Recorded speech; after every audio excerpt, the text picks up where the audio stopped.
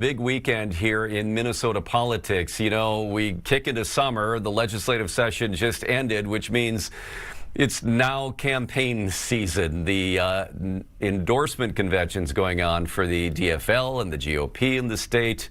And then, of course, the big news is Amy Klobuchar announcing a running mate this morning ahead of the convention here. Joining us now is Blois Olson, no relation, who is coming to us from, you're up in Duluth for the GOP convention, correct? Correct, I am. Yeah, and this is where, you know, between the two, the DFL in Rochester and the GOP in Duluth, there's more kind of, I guess, question marks surrounding this one than there is the other one. Yeah, Rob, there is. They have contested endorsements for governor and U.S. Senate, as well as attorney general and auditor. So absolutely, there's more news coming out of Republican convention here in Duluth, which is underway, but they haven't started voting on any of the ballots yet. Okay, well, we'll talk more about those, you know, what they're vying for, who's vying, and what you expect out of the delegates here in a minute. But let's get over to Amy Klobuchar's choice for running mate on her ticket. There's been a lot of speculation this week about who it might be. The Fergus Falls mayor, former mayor, Ben Scheer. Did this come as a surprise to you?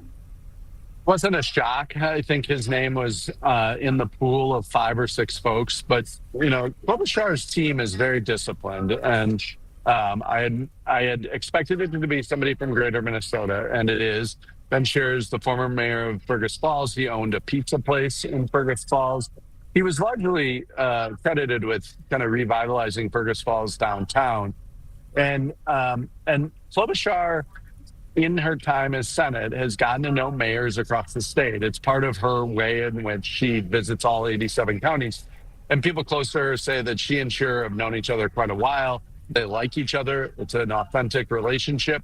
And he is seen as a little more progressive than most rural Democrats. And so she needs some help shoring up support amongst more liberal members of the party. And he is going to attempt to do that.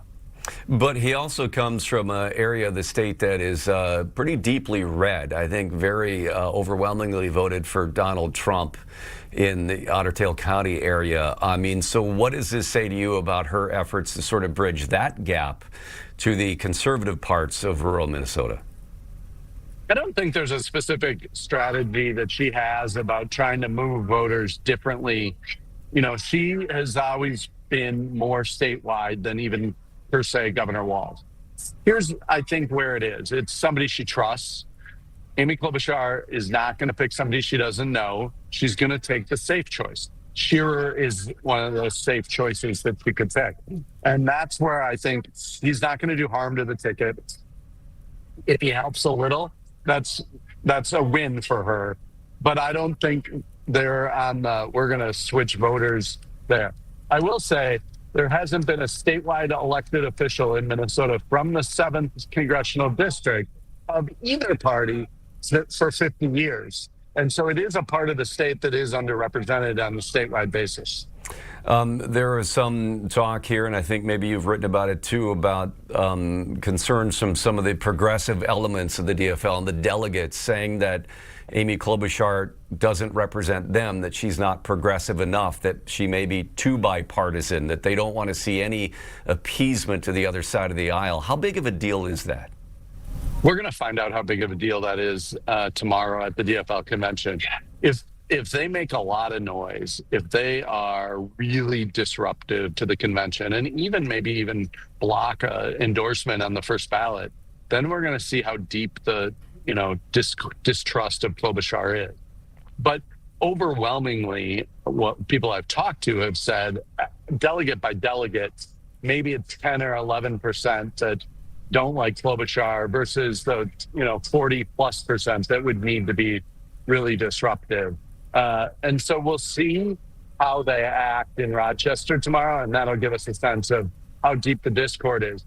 But on the flip side, you look at Angie Craig, skipping the Rochester convention in her race against Peggy Flanagan, and we might start to see that. I think there might be some everybody run to the middle mood after this weekend. Run to the middle in that convention. In what sense do you mean that? I mean, I know that Angie Craig, saw the delegates sort of lining up and the progressive support lining up for Peggy Flanagan and figured she couldn't get the endorsement. But is she seen as more of the middle candidate? Klobuchar has run more towards the middle than Governor Walz. And that's what I mean by after the convention. We're going to see after the convention how Peggy and Amy do or do not campaign together.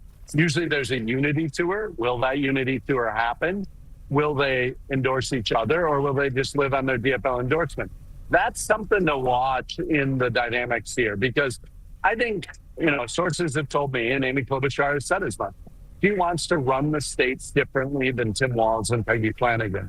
And that's where you're going to start to see that, because it's those most progressive members who don't want to talk. They don't want to acknowledge some of the challenges Minnesota's had. They just want to attack Donald Trump. And that's the easy part for Amy Klobuchar. But she's going to be running towards November rather than August. Okay. Did they just turn the lights out on you over there? It looks like they're getting ready for a floor show here, and yeah. So, but yeah. I can still hear you. Yeah, that's good. Well, let's get back to the convention that you're at, the GOP convention in Duluth. This has got some more, I guess, question marks to it, and that is whether Lisa Demuth gets the endorsement for governor, or does she see some definite challengers here? I mean, how do you see that playing out? I think that's going to be the longest ballot of the weekend. I think you look at Kendall Qualls, who's run for a couple of years for governor. He ran last time. He won the straw poll last night. But Republican delegates, they want to endorse. And Qualls and Demuth have both said that they'll abide by the endorsement. So I could see that going 3 to 4 ballots at minimum, maybe 5, 6, 7. But that's where Mike Lindell will be a factor here in Duluth, is because if he has 15 or 20% of the delegates, he can move his delegates to the candidate he thinks he can beat in a primary, and that's probably, he'd move him to Qualls. So that election will happen tomorrow. Today, the U.S. Senate race is a matchup between Adam Schwarzy, Michelle Tafoya, Royce White, to see who would be the nominee from that pool and endorse there, knowing that Tafoya is running in the primary for Republicans. I mean, in how many of them do you think would abide by the endorsement and not go to the primary, and how many do you think would just move ahead of the primary anyway? I think Tafoya is the only one that's for sure going to a primary. She has the resources to do that. She said that, and I think that her supporters want to try to prove, if she doesn't get the endorsement, that the Republican endorsed candidate can be beat in a primary.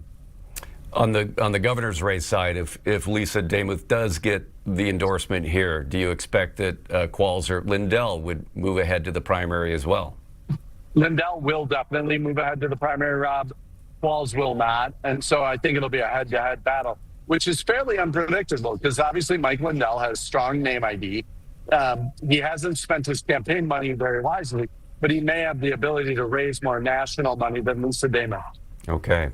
All right. Well, Blois, thanks for joining us up there from the convention. When do you expect this and the other one to then wrap up? Sometimes they go late.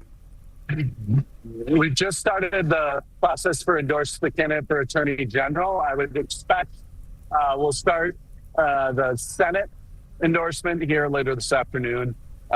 Could be a late night, 9 or 10 o'clock tonight. All right. Blois, thanks so much. We'll let you get back to it. Appreciate it. Sounds good. See you. All right.